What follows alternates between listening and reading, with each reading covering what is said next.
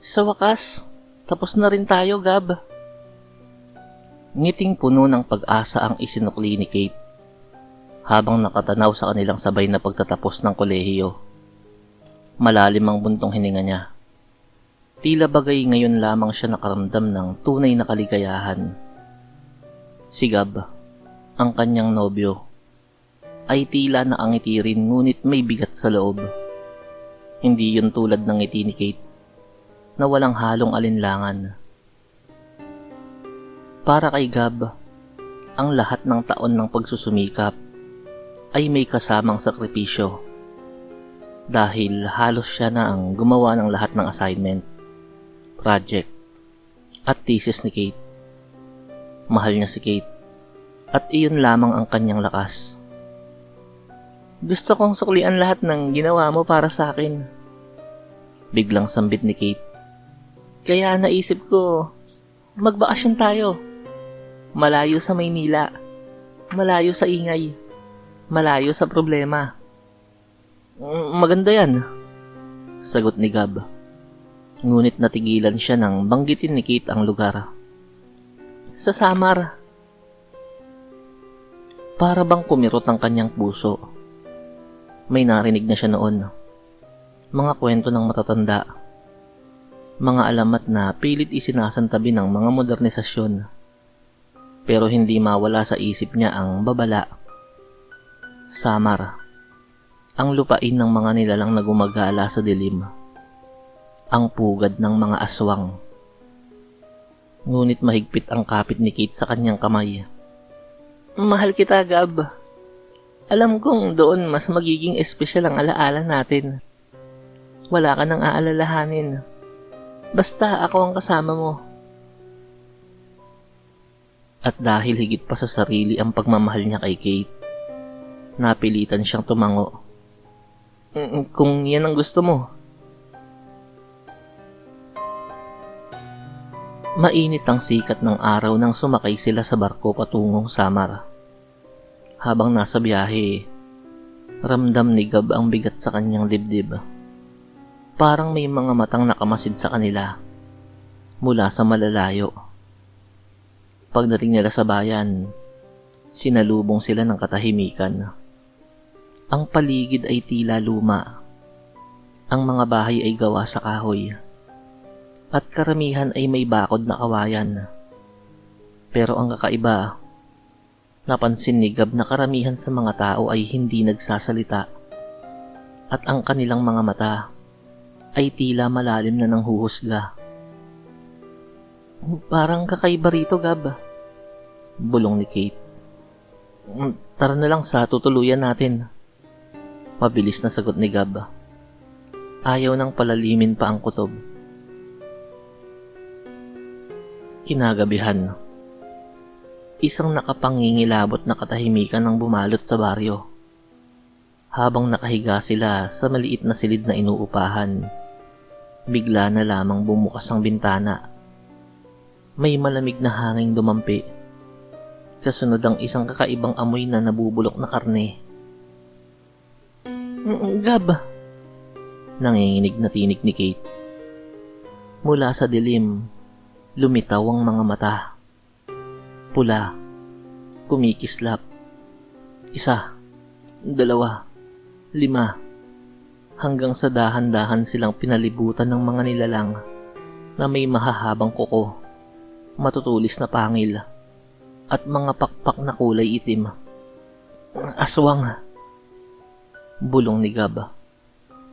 Hindi sila nakapalag nang gapusin ng mga nilalang at dalhin sa gitna ng kagubatan. Doon nila nasilayan ang isang malaking altar na gawa sa bato. Puno ng dugo at buto ng mga biktima. Isang matandang aswang ang lumapit. Tila siya ang pinuno. Kayong mga taga Maynila, magiging handog kayo sa aming angkan. Nanginginig si Kate. Niyakap si Gab. Ayoko pang mamatay. Gab, ayoko pa. Dito na pumikit si Gab. Alam niyang walang laban ang dalawang tao laban sa isang buong angkan ng mga aswang. Pero naisip niya, kung hindi siya kikilos, wala silang pag-asa. Teka, sigaw niya. Ako, palayain niyo ako. Kakailanganin niyo ako. Natawa ang pinuno ng aswang. At bakit ka namin papalayain? Gusto kong maging isa sa inyo. Gawin niyo akong aswang. At dahil hindi ako likas na aswang katulad niyo, mas madali akong makakapagdala ng biktima rito sa pamamagitan ng anyo ko bilang tao. Nagulat si Kate. Gab, wag! Sigaw niya. Nangingilid ang luha. Ngunit determinado si Gab. At itong babaeng to, sa inyo na to. Ang mas mahalaga ay mabuhay ako at maging kabilang sa inyo. Magaling. Matalino ka, lalaki. At mukhang malaki ang maitutulong mo sa amin para maging masagana ang angkan pagdating sa makakain. Tuwang-tuwang tinig ng pinuno. At sa harap ng lahat, humiwa ang pinuno ng kapirasong laman sa sarili nitong leeg at isinubo yun kay Gab. Pikit matang kinain ni Gab yun at saka nilunok. Dumaloy ang katas ng karne sa kanyang lalamunan at naramdaman niya ang unti-unting pagbabago ng kanyang buong katawan. Nanginig ang kanyang mga kalamnan, tumulis ang kanyang mga kuko at lumalim ang kanyang mga mata. Ang dating tao, ngayon naging ganap na aswang na. Ngunit bago pa man magsaya ang angkan, biglang umatungal si Gab, kasabay ng isang mabangis na atake. Sa isang iglap, pinugutan niya ng ulo ang isa sa mga aswang gamit ang sariling matutulis na kuko. Traidor!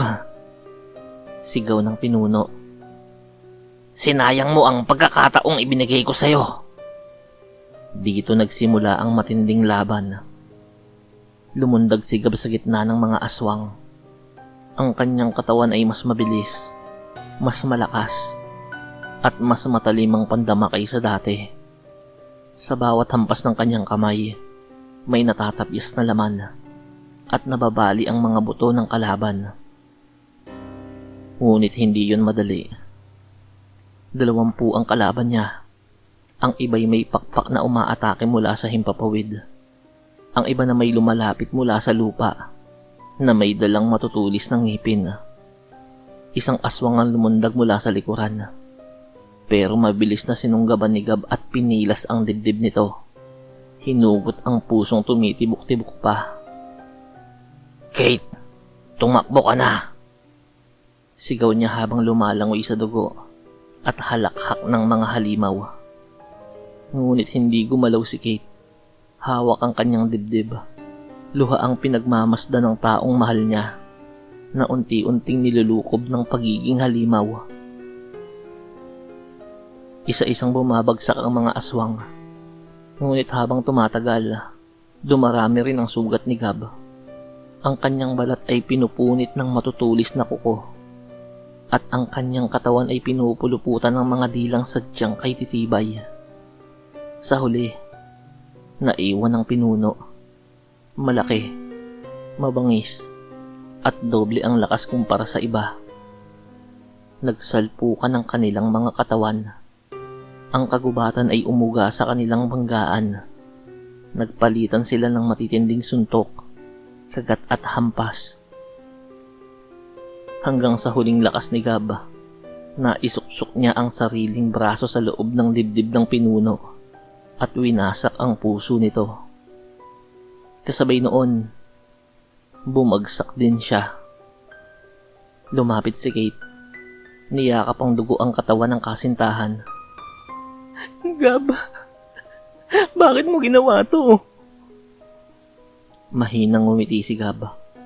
Kahit duguan at halos wala ng buhay. Mahal kita, Kate. Kahit maging halimaw pa ako. Kahit mawala ako. Basta ligtas ka. At sa kanyang huling hininga, Bumitaw si Gab. Nakabalik si Kate sa Maynila, duguan ng puso at kaluluwa. Hindi niya na muling nakita si Gab, ang taong handang isakripisyo ang kanyang pagkatao para sa kanya. Sa tuwing pumipikit siya, nakikita niya ang imahe ni Gab, nakikipaglaban sa mga aswang. Duguan ngunit matatag.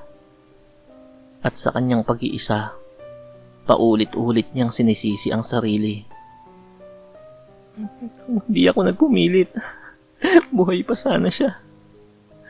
Tao pa sana siya.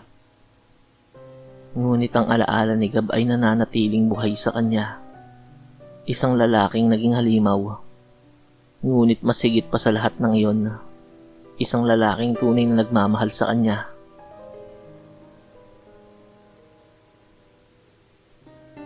Lumipas ang ilang buwan matapos ang trahedya sa Samar. Bumalik si Kate sa Maynila. Pilit na itinatago ang hapdi ng pagkawala ng pinakamamahal. Ngunit hindi niya magawang tumakas sa mga alaala. Sa bawat gabi, naririnig niya pa rin ang sigaw ni Gab. Ang kanyang boses na inuukit ng sakit at pagmamahal. Mahal kita, Kate. Ngunit isang gabi, habang nakahiga siya sa kama, bigla siyang nagising. Para bang may malamig na hangin na dumaraan sa kanyang silid. At sa gilid ng kanyang paningin, may aninong dumaan. Mga pulang mga mata na kumikislap. Gab? Bulong niya. Ngunit wala na. Hindi niya alam na mula sa dilim ng lungsod, nakamasid sa kanya ang isang nilalang na minsang naging tao. Si Gab, hindi tuluyang nawala, kundi isinumpa ng dugo ng mga aswang na kanyang nilabanan. Isang bagong simula ang dumating sa buhay ni Kate nang makilala niya si Raymond. Isang binatang may lahing Chinese, matangkad, maginoo, at puno ng karisma. Ang pamilya nito ay kilalang negosyante at hindi maikakaila ang yaman na taglay nila. Alam kong marami kang pinagdaraanan, Kate. Malumani nitong sabi. Hayaan mong ako ang mag-alaga sa'yo. Sa una, nagdadalawang isip si Kate. Ngunit mabait si Raymond, maalaga, at tila handang iparamdam muli ang saya na matagal na niyang hindi nadarama. Ngunit sa likod ng mga ngiting yon, mayroong dilim. Hindi alam ni Kate, si Raymond ay may dalawang muka. Sa harap ng madla, isa siyang maayos na Ginoo. Ngunit sa gabi, siya'y salot ng lipunan. Ang lahat ng nililigawan niya ay kanyang ginagamit. Tinitikman ang kanilang katawan at pagkatapos ay ibinebenta sa mga kaibigan sa sindikato. Isang grupo ng mga mayayamang negosyante na lihim na nagnenegosyo ng ilegal. Isa na namang sariwa. Naangising sambit ni Raymond sa kanyang mga kasosyo habang ipinapakita ang larawan ni Kate. Malinis, maganda at inosente. Hindi tatagal, magiging atin din siya. Ngunit hindi nila alam, may matang nakamasid mula sa bubungan ng gusali. Ang mata ni Gab, pula, naglalagablab, at uhaw sa dugo. Habang mas lalong nagiging malapit si Kate kay Raymond, mas lalong lumalapit ang panganib.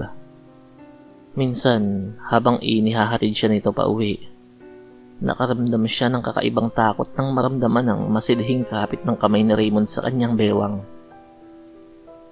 Kate, sigurado ka bang okay ka lang? Tanong nito. Oo naman, Raymond. Pilit ng ngiti niya, kahit may kaba. Ngunit sa kanyang likod, nakasunod ang isang aninong hindi niya nakikita. Si Gab, tahimik na nagbabantay. Isang gabi, Inaya ni Raymond si Kate sa isang rest house. Sa una, nag-aalinlangan siya. Ngunit napilit din. Nang makarating sila roon, doon na nagsimulang lumabas ang tunay na kulay ni Raymond. Kate, ngayong gabi akin ka na. Mapusok na wika nito, habang unti-unting nilalapit ang sarili sa kanya. Nanlaban si Kate. Pilit na itinutulak ang binata. Nagsisisigaw. Ngunit bago pa man siya malugmok sa kapahamakan, biglang nagdilim ang buong silid. Nawasak ang bintana, at mula sa dilim, bumungad ang isang nilalang na may pulang mata at matutulis na pangil. Gab! Sigaw ni Kate. Nanlaki ang mga mata. Nakatitig si Gab kay Raymond. Galit na galit. Tila isang halimaw na bumangon mula sa impyerno. Nang makalapit si Gab kay Raymond, agad siya nitong sinugod. Ngunit mabilis na sinunggaban ni Gab ang leeg nito. Itinaas niya ito na walang kahirap-hirap. Sino ka? Anong kailangan mo? Sigaw ni Raymond, nanginginig. Ako ang bangungot mo. Nagkamali ka ng babaeng bibiktimahin mo. Malamig na tinig ni Gab. At bago pa makasigaw si Raymond, isang matalim na kuko ang ibinaon ni Gab pababa. Isang hagupit, isang sigaw. At sa isang iglap na yon, pinutol niya ang ari ni Raymond. Si Junior! Bakit mo pinutol si Junior? Ikabit niyo ang ari ko! Umalingaw-ngaw ang nakakatindig balahibong sigaw ni Raymond habang gumugulong sa sahig, duguan at nangingisay. Wala ka nang magagawang masama sa kanya o kahit na kaninong babae. Hayop ka! Malamig na bulong ni Gab bago tuluyang bitawan ang putol na ari nito. Habang si Kate nanginginig, napaiyak habang nakatingin kay Gab. Gab, ikaw nga ba yan? Ngunit hindi na niya sinagot to. Umalis si Gab sa dilim. Iniwan siya at si Raymond na duguan. Ngunit hindi doon natapos ang galit ni Gab. Dahil alam niya na may sindikato sa likod ni Raymond, sinundan niya isa-isa ang mga kasapi nito. Sa isang mansyon, isang gabi ng piging, biglang pumutok ang mga ilaw. Nagulat ang lahat nang makita ang isang nilalang na pumasok. Mapulang mata, duguan ng kamay. Isa-isa niyang pinira-piraso ang mga kasapi ng sindikato. May pinugutan siya ng ulo gamit ang sariling mga kuko. May binuksan ang dibdib at hinugot ang puso. At may binali ang mga buto hanggang sa magkalasog-lasog ang katawan. Aswang ka! Wala kang awa! Sigaw ng isa. Demonyo ka! Hiyaw ng iba. Ngunit hindi na siya tao. Isa siyang halimaw na pinanganak muli dahil sa isang sakripisyo. At ang kanyang tanging misyon, tapusin ang lahat ng may masamang balak kay Kate. Sa huli, natagpuan ni Kate ang dugoang mansyon, puno ng bangkay at sigaw ng mga namatay. Doon, muli niyang nasilayan si Gab, nakaupo sa gitna ng karumal-dumal na eksena, duguan at nakatitig sa kanya. Gab, bakit mo ito ginagawa? Umiiyak niyang tanong. Tahimik si Gab, ngunit dahan-dahang lumapit. Hawak ang kanyang pisngi. Mahal kita, Kate. Hindi ko hahayaang may manakit pa sa'yo. Ngunit nang tangkain niya itong yakapin, umatras si Gab. Hindi na ako tao, Kate. Hindi na ako karapat-dapat sa'yo. At sa huling iglap, Naglaho siya sa dilim. Naiwan si Kate na umiiyak, nagdurusa, at nananabik sa pag-ibig na hindi na niya muling mahahawakan.